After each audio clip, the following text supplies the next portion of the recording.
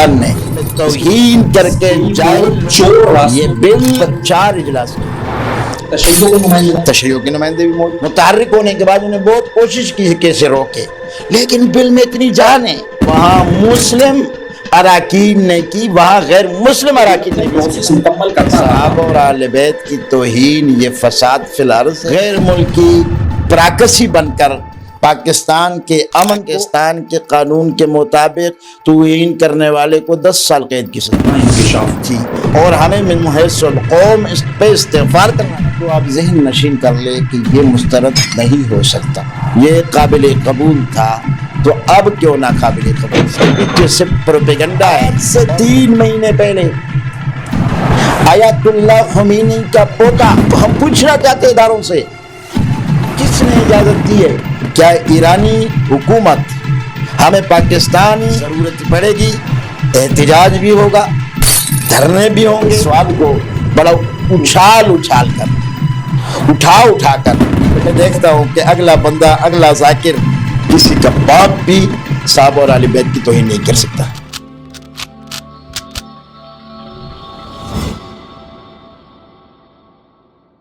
السلام علیکم ناظرین, آپ دیکھ رہے ہیں محاذ ٹی وی. مجھے کہتے ہیں محمد یوسف. ناظرین, آج کے محاذ میں شخصیت جو ہمارے ساتھ موجود ہیں کسی تعارف کے محتاج نہیں ہے. اہل سنت والجماعت صوبہ خیبر پختونخوا کے صدر حضرت علامہ مولانا عطا دشاہی صاحب ہمارے ساتھ آج کے محاذ میں موجود ہیں.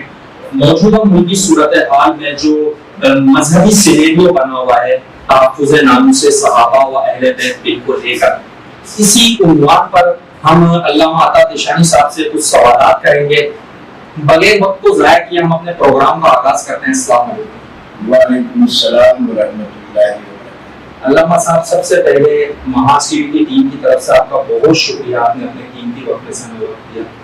آپ کا بھی بہت شکریہ کہ آپ نے موقع عنایت فرمایا. بہت شکریہ. علامہ صاحب, اپنے پروگرام کا باقاعدہ آغاز کرتے ہیں.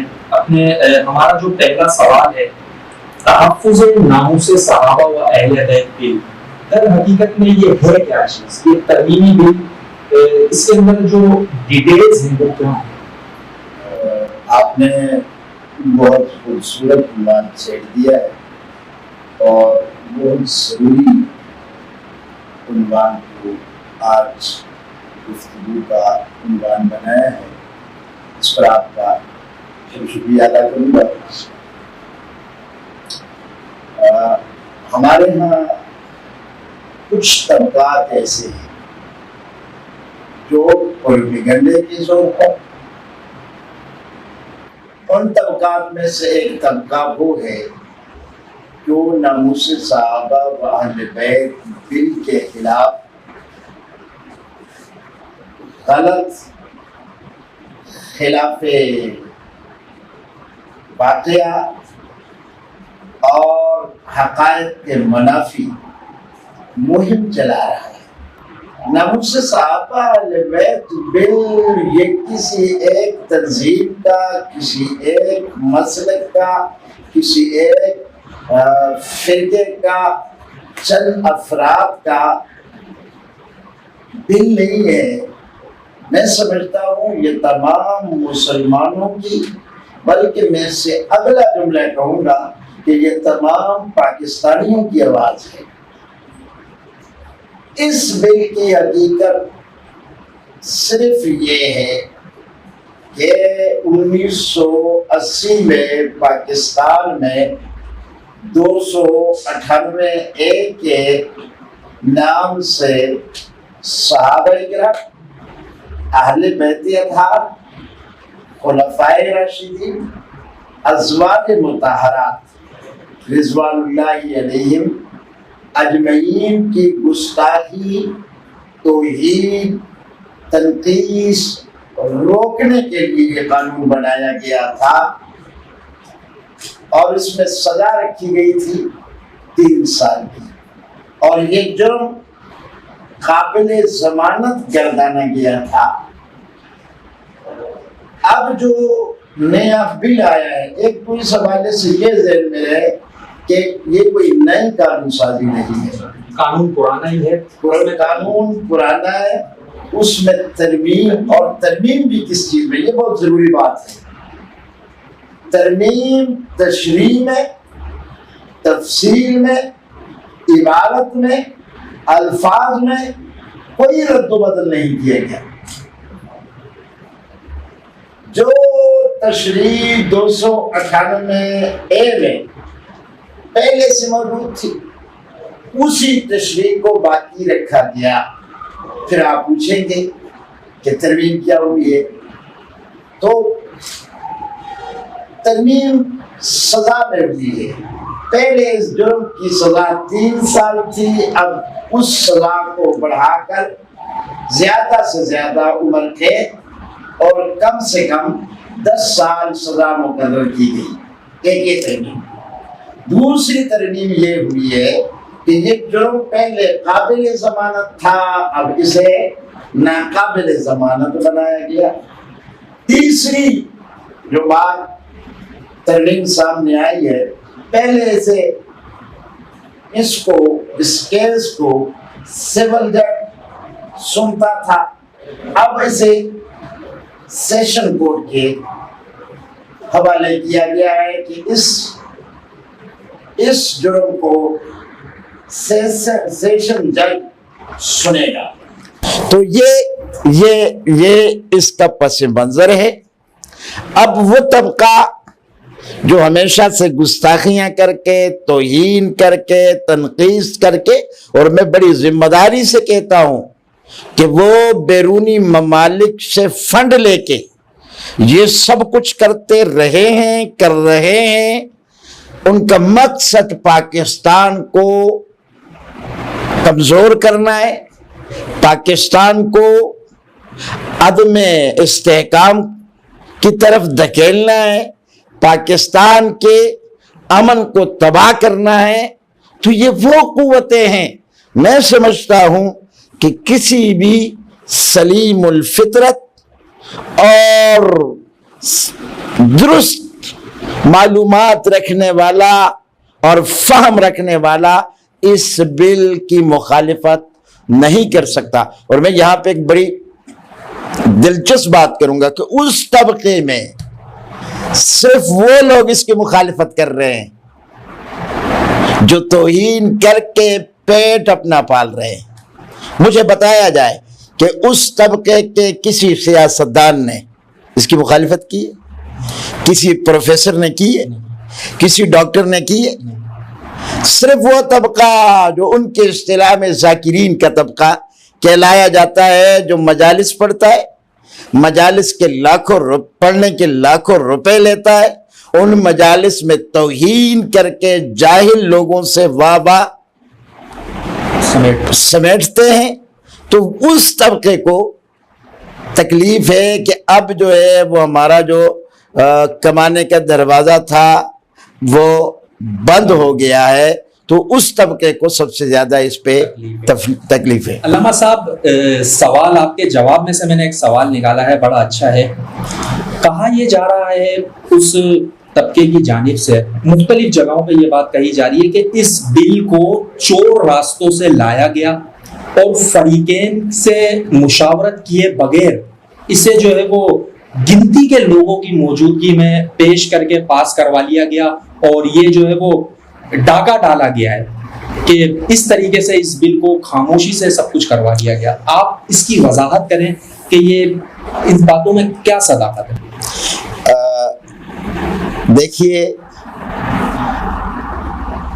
قانون سازی کے طریقہ کار سے واقفیت رکھنے والے لوگ اس طرح کی بات سن کر وہ سوائے ہنسنے کے ان کے پاس کوئی اور آپشن نہیں ہوتا ہے۔ قانون سازیاں راتوں رات نہیں ہوتی ہے، وہ چور دروازے سے نہیں ہوتی ہے، اس کا ایک پروسیجر اور ایک طریقہ کار ہے۔ یہ لوگ یہ باتیں کیوں کر رہے ہیں؟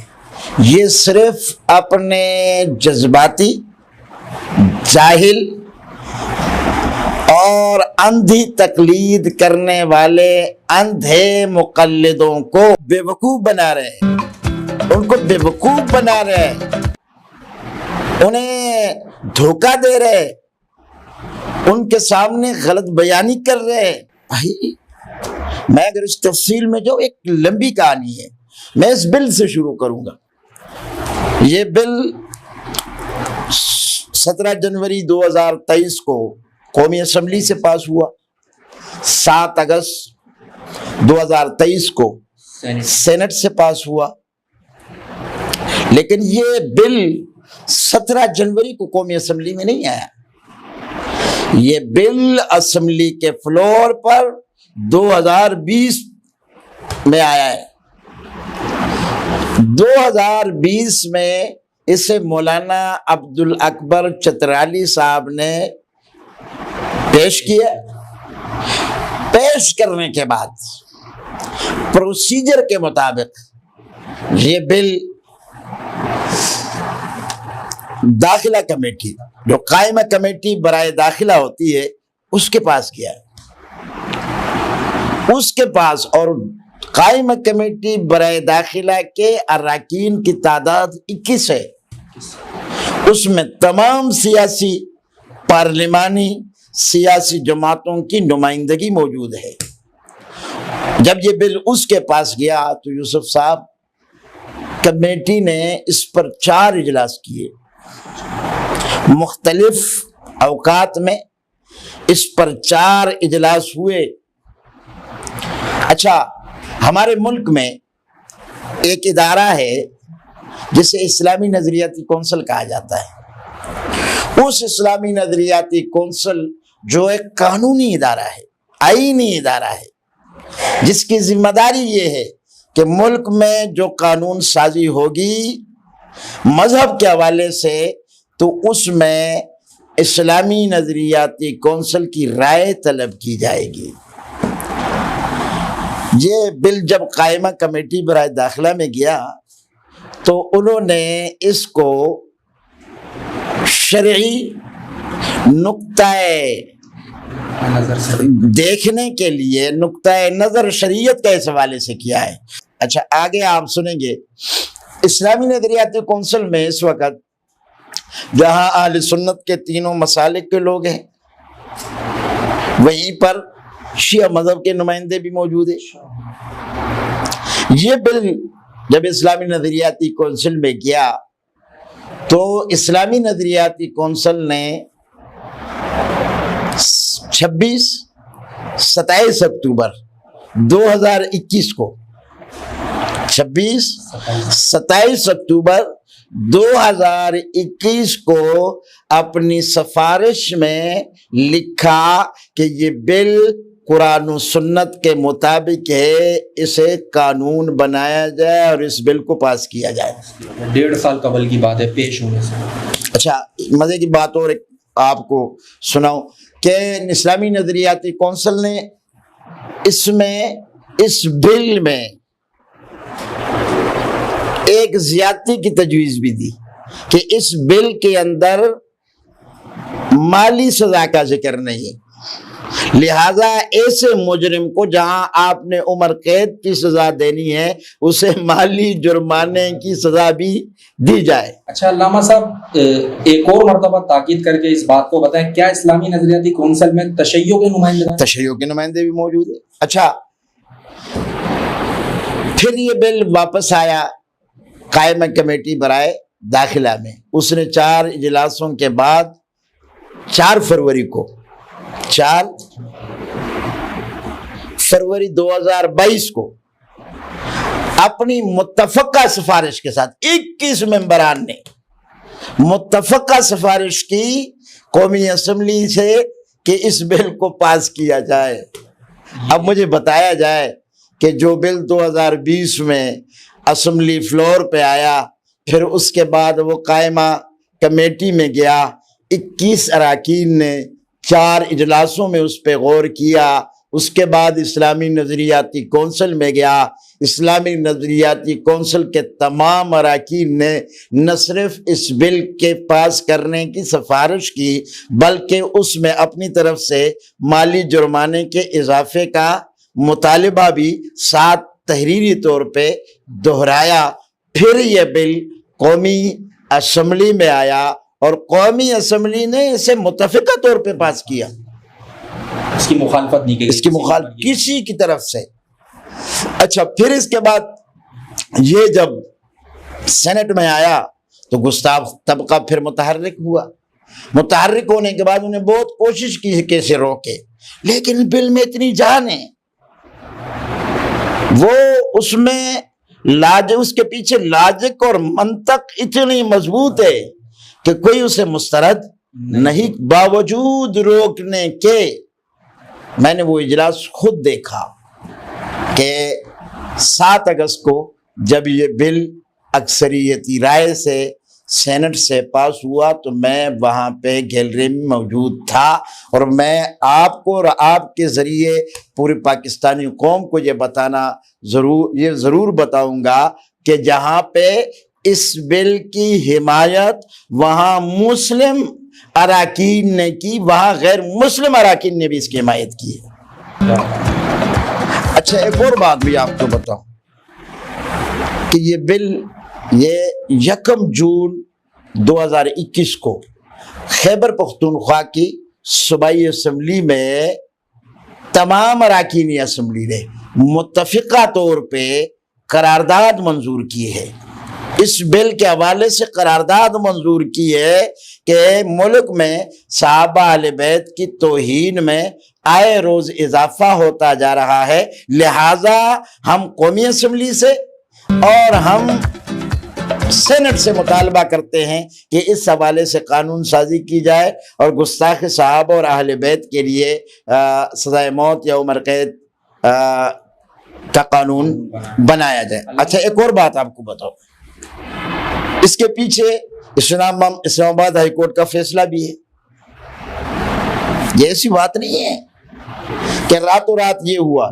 اسلام آباد ہائی کورٹ میں 5-6 سال سے ایک مقدمے کی سماعت ہوئی ہے، اور اسلام آباد ہائی کورٹ نے وفاقی حکومت کو، وزیر اعظم کو، چیئرمین سینٹ کو، اراکین اسمبلی کو اور جو اس کا اختیار رکھتے ان تمام افراد کو نوٹسز جاری کیے اور انہیں پابند بنایا ہے کہ آپ نے اس حوالے سے قانون سازی کرنی ہے.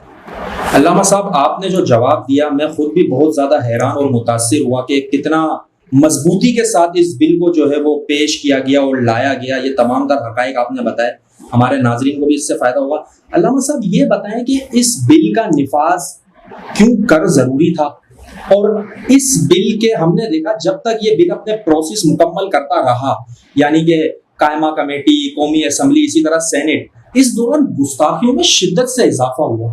تو ان دونوں چیزوں کو آپ کس طریقے سے دیکھتے ہیں؟ نمبر 1 یہ کہ بل کا نفاذ کیوں ضروری ہے، اور نمبر 2 کہ اس بل کے پروسیس کے دوران اتنی گستاخیاں شدت سے کیوں ہوئی؟ دیکھیں بل کا نفاذ تو اس لیے ضروری ہے کہ آپ سمجھتے ہیں اور ہر ذی شعور انسان سمجھتا ہے کہ صحابہ اور اہل بیت کی توہین یہ فساد فی الارض ہے. ان کی توہین، مقدسات کی توہین سے ملک میں بدامنی پھیلتی ہے، عوام میں اشتعال پھیلتا ہے، جس سے نوبت قتل و غارت گری کی طرف چلی جاتی ہے.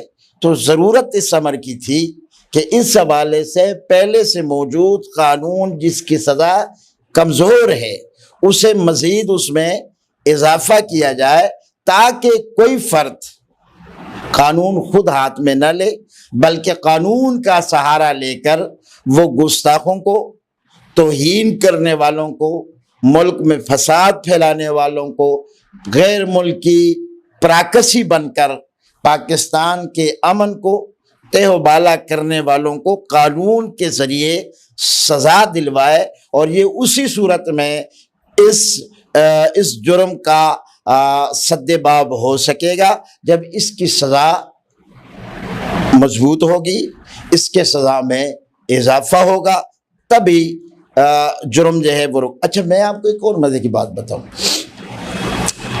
آپ کہتے ہیں کہ کیوں یہ بل کا نفاذ ضروری تھا، یعنی آپ دیکھیے کہ صحابہ اور اہل بیت جن کے حوالے سے اسلام کا نقطہ نظر یہ ہے کہ انبیاء کے بعد کل کائنات میں سب سے مقدس ترین گروہ صحابہ اور اہل بیت کا ہے، اس میں تو کوئی شک نہیں.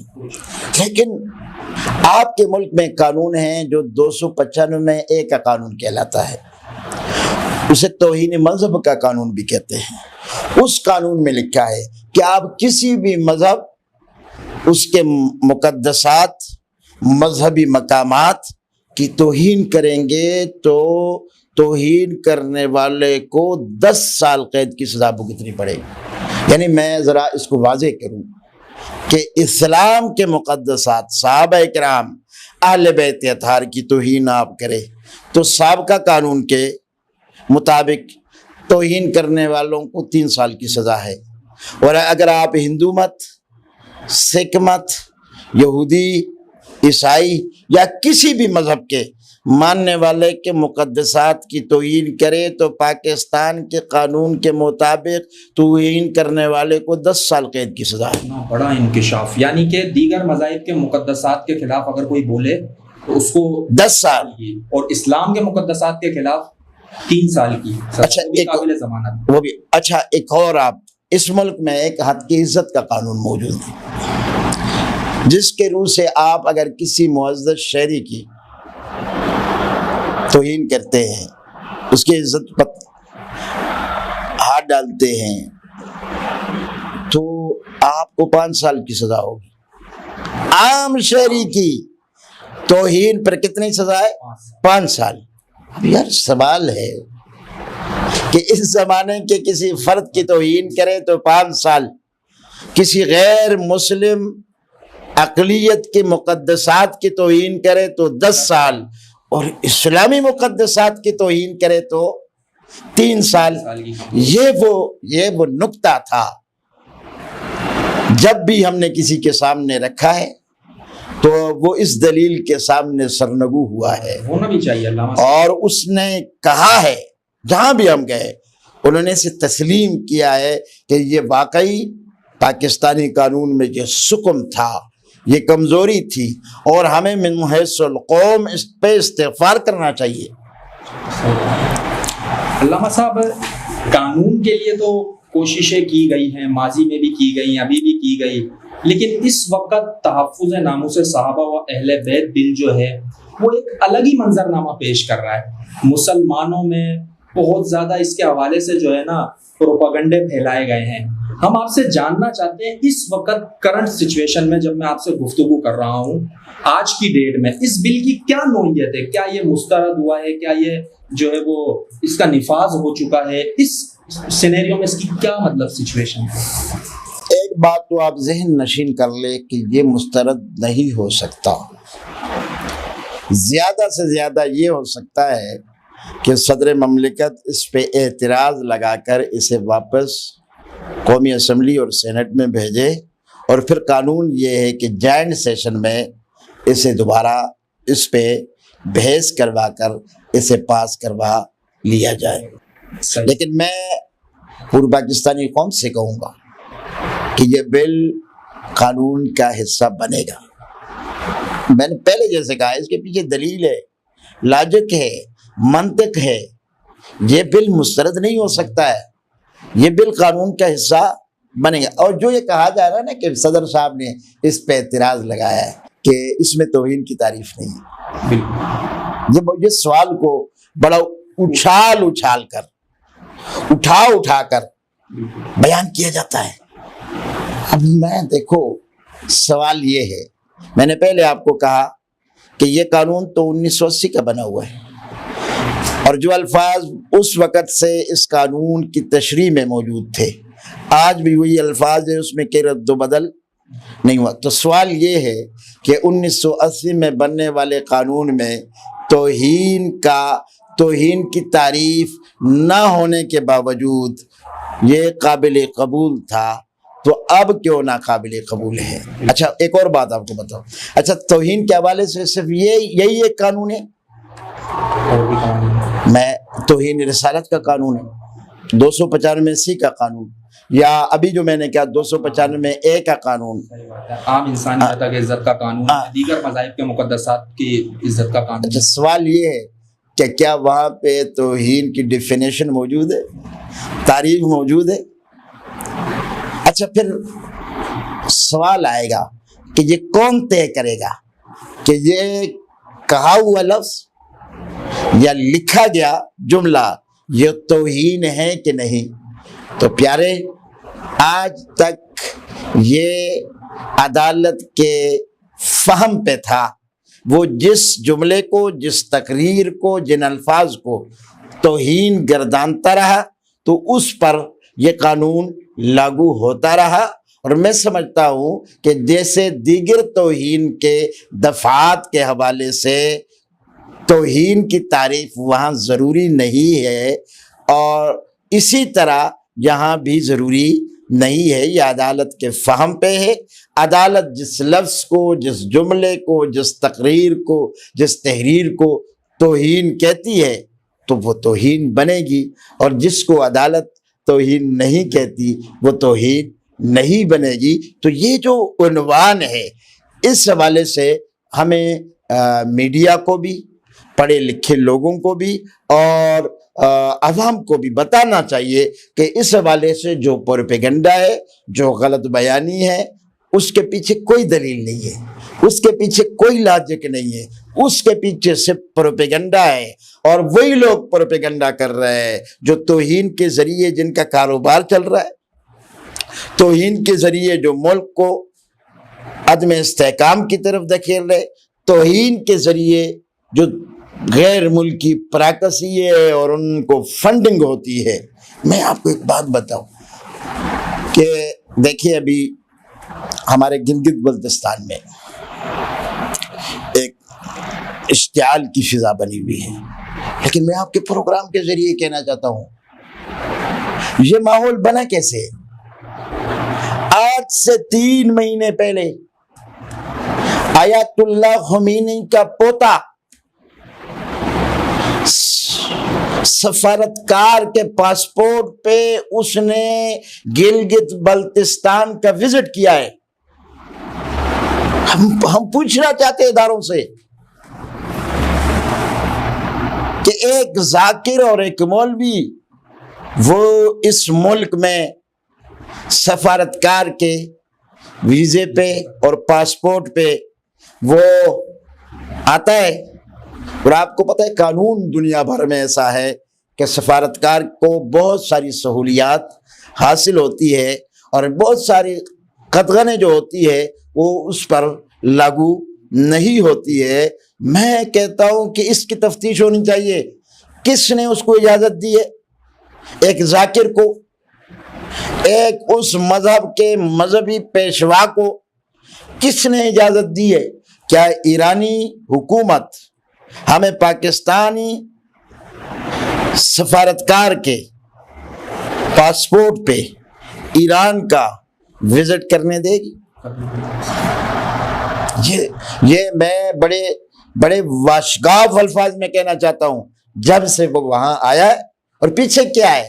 اس کے پیچھے راہ ہے، وہ سی پیک کے منصوبے کو اور اس بڑے پروجیکٹ کو سبوتاج کرنا چاہتے ہیں۔ میں وہاں کی عوام سے بھی اپیل کروں گا، اور بالخصوص عوام اہل سنت سے، کیا آپ نے صبر و تحمل سے کام لینا ہے؟ جس نے توہین کی ہے اسے ضرور سزا ملنی چاہیے، اور اسے سزا دلوانے میں ہم بھی کردار ادا کریں گے۔ ضرورت پڑے گی احتجاج بھی ہوگا، دھرنے بھی ہوں گے، اور ہر قدم اٹھایا جائے گا جس کا ہمیں قانون نے اور آئین پاکستان نے اجازت دی ہے۔ لیکن اہل سنت عوام کو اس سازش پر نظر رکھنی چاہیے کہ جو لوگ توہین کر کے اہل سنت عوام کو مشتعل کروا کے وہ سی پیک کے منصوبے کو ناکام بنانا چاہتے ہیں، اور انڈیا اور ایران کے دیرینہ خواب کو پورا کرنا چاہتے ہیں، ہمیں ان تمام چیزوں پہ نظر رکھنی ہوگی۔ علامہ صاحب، آخری سوال کر کے اس پروگرام کو ہم وائنڈ اپ کرتے ہیں۔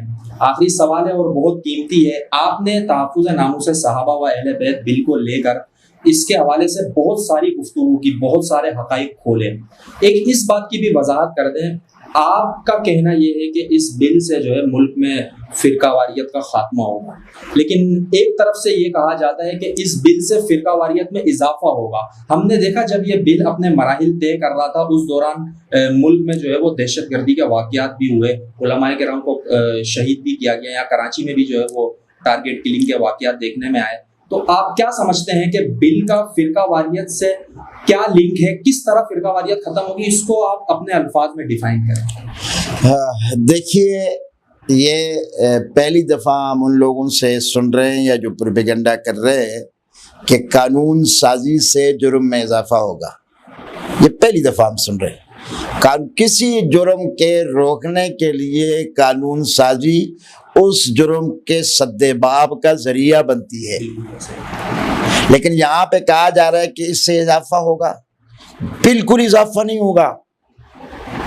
اگر کوئی بدبختی کرے گا تو قانون کے شکنجے میں آئے گا۔ اور پھر میں دیکھتا ہوں کہ جس پر پاکستان کی عدالت عمر قید کی سزا جس کو سناتی ہے، پھر میں دیکھتا ہوں کہ اگلا بندہ، اگلا ذاکر، اگلا جو مذہبی پیشوا ہے وہ کس طرح توہین کرتا ہے۔ بالکل اس سے جرم میں کمی آئے گی، جرم کا خاتمہ ہوگا، جرم کے خاتمے کا سد باب اس سے ہوگا۔ جہاں تک آپ کے سوال کے دوسرے حصے کا تعلق ہے کہ ہم دیکھ رہے ہیں کہ آئے دن توہین میں اضافہ ہو رہا ہے، یہ توہین کر کے اس بل کو متنازع بنانا چاہتے ہیں۔ یہ توہین کر کے اس بل کو یہ ایسا ماحول بنانا چاہتے ہیں کہ لوگ بام دست و گریبان ہو جائے۔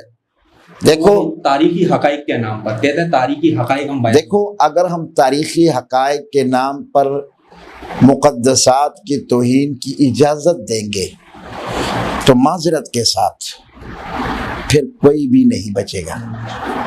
کیا خوارج حضرت علی رضی اللہ تعالیٰ عنہ کے حوالے سے غلط عقائد نہیں رکھتے؟ کیا انہوں نے الزامات نہیں لگائے؟ کیا انہوں نے تاریخ میں حضرت علی اور اہل بیت اطہار رضوان اللہ تعالی علیہ مجمعین کے حوالے سے غلط پروپیگنڈا موجود نہیں؟ یہاں تک کہ انبیاء اکرام علیہ السلام کے حوالے سے بھی اگر آپ کہیں کہ ہم تاریخی حقائق، بھائی تاریخ کے وہ حقائق قابل قبول ہوں گے جو قرآن و سنت سے متصادم نہیں ہوں گے، اور جو قرآن و سنت سے متصادم ہوں گے اسے کون قبول کر سکتا ہے، اور اس کی اجازت کون دے سکتا ہے؟ یہ اجازت مانگنے والے، یا اگر کسی اللہ نہ کرے اگر اس نام پہ اجازت دی گئی تو پھر نہ انبیاء کا طبقہ بچے گا، نہ صحابہ کا طبقہ بچے گا، نہ اہل بیت اطہار کا طبقہ بچے گا، نہ اولیاء الرحمن کا طبقہ بچے گا۔ دنیا میں پھر کوئی شخصیت اور کوئی طبقہ بچ ہی نہیں سکتا۔ تاریخ میں تو ہر کردار کے حوالے سے دو رخ موجود ہوتے ہیں۔ ہر مورخ نے اپنے عقیدے اور عقیدت کی بنیاد پہ ایک عمارت کھڑی کی ہے، تو اگر ہم یہ اجازت دیں گے تو پھر کوئی طبقہ نہیں بچے گا۔ اس لیے تاریخی حقائق کے نام پہ اجازت مانگنا یا آزادی اظہار رائے کے نام سے اجازت مانگنا یا اپنے مذہب کے عقیدے کی بنیاد پہ اجازت مانگنا، اس کے کوئی تک نہیں بنتا ہے، کوئی تک نہیں بنتا ہے۔ اور اگر یہ راستہ کھلا، یہ اجازت اللہ نہ کرے کہ دی گئی، تو پھر تو فساد ہوگا، پھر معاشرہ قائم نہیں رہ سکے گا۔ اس لیے ہم کہتے ہیں کہ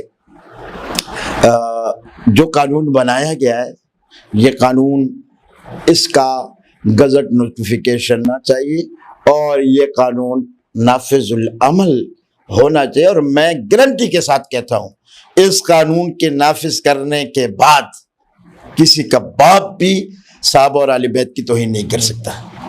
بہت شکریہ علامہ صاحب، بہت اچھا محاذ رہا آج کا تلخ حقائق پر مبنی گفتگو۔ علامہ عطا محمد دیشانی صاحب صدر اہل سنت والجماعت خیبر پختونخوا کے ہیں، انہوں نے کی، امید کرتے ہیں آپ آڈینس کو بھی وہ باتیں اس پروگرام سے ملی ہوں گی جو شاید جس کا علم آپ کو اس سے پہلے نہ ہوگا۔